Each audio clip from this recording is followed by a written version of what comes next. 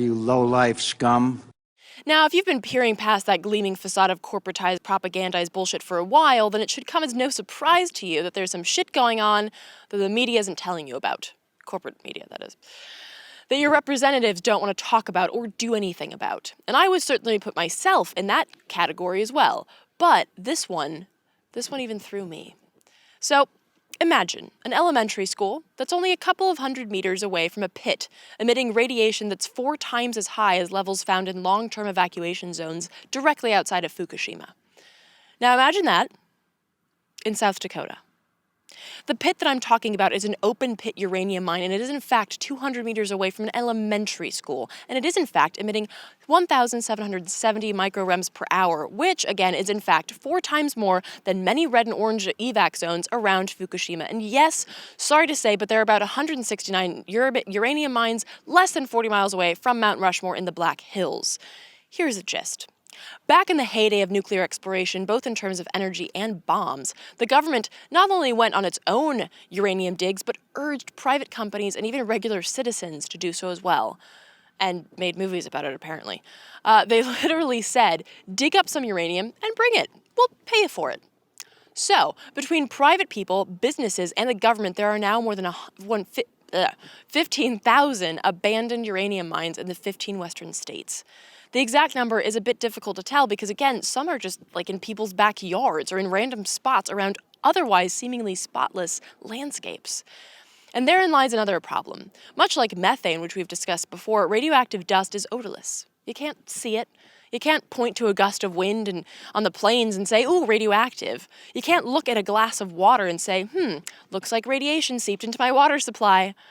But after whole communities experienced severe health issues, livestock and farming catastrophes, people began to investigate, and they started fighting. Fighting to seal these mines, fighting for real, straightforward, no bullshit legislation to end the poisoning of millions of people, animals, and natural resources. So far, the government response has been shitty. A uranium mine in South Dakota now displays a small warning sign telling people that they shouldn't spend more than a day a year in the area. Good to know. Thanks for the piece of shit sign. Meanwhile, 3 out of about 523 abandoned mines on Navajo land have been cleaned up. 3. Which brings up the other glaring point that many of these mines fall on Native American land, such as Navajo and the Great Sioux Nation.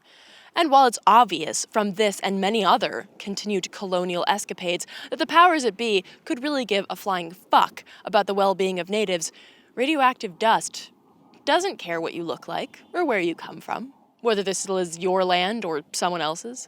That should affect everyone and everything. In fact, if you're breathing a sigh of relief because you're here on the East Coast, consider this. The uranium-rich soil that has been dug through and tossed around for the sake of nuclear endeavors has also been flung up into the air in the search of coal and oil.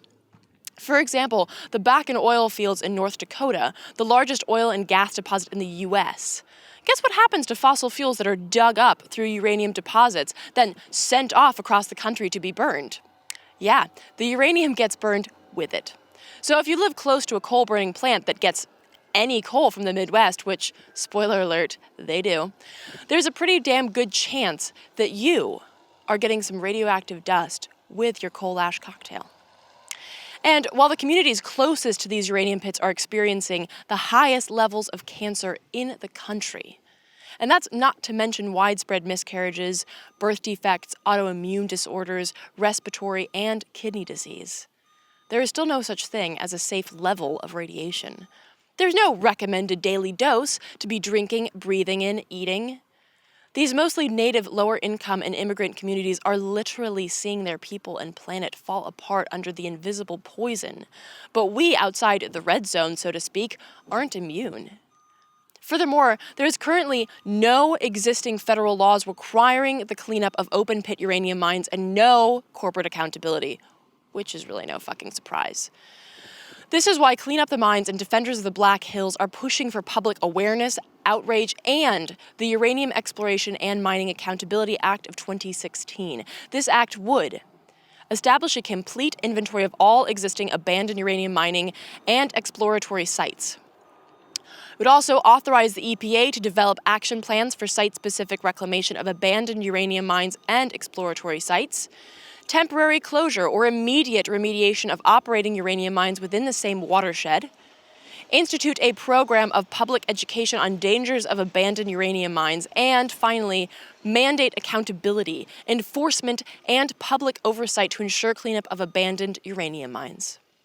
The scope of this issue is unbelievable. Consider the population of New York City, 8.4 million people. An estimated 10 million people live within 50 miles of a recorded mine, and that's a recorded mine. And as I said, in the age of dig, ship, and burn fossil fuels contaminated water supplies in the farming and meat industries also nestled in those areas, this is not a localized issue.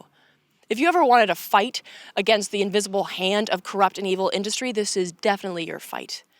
For more information on the Uranium Act, further facts and backstory, as well as other ways to get involved, visit cleanupthemines.org and defendblackhills.org.